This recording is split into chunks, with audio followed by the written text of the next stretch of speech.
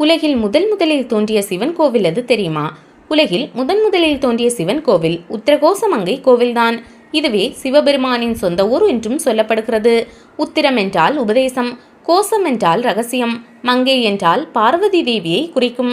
சிவன் ஓம் என்னும் பிரணவ மந்திரத்தின் ரகசியத்தையும் அதன் பொருளையும் பார்வதி தேவியிடம் கூறியது இந்த இடத்தில்தான் என்பதால் இந்த இடத்திற்கு உத்திரகோசமங்கை என்ற பெயர் வந்ததாக கூறப்படுகிறது. இந்த கோவிலில் ஒரு இலந்தை மரம் உள்ளது. இந்த மரம் 3000 ஆண்டுகள் பழமையானது என்று தொல்லியல் ஆய்வாளர்கள் கணித்துள்ளனர். இந்த மரத்தடியிலேதான் சிவன் சுயம்புலிங்கமாக தோன்றினார். இந்த கோயிலில் சூரியன், சந்திரன், செவ்வாய் ஆகிய 3 கிரகங்கள் மட்டும்தான் உள்ளன. எனவே நவக்கிரக வழிபாடு அறியப்படாத காலத்திற்கு முன்பே தோன்றிய கோவில் இது என்று அறியப்படுகிறது.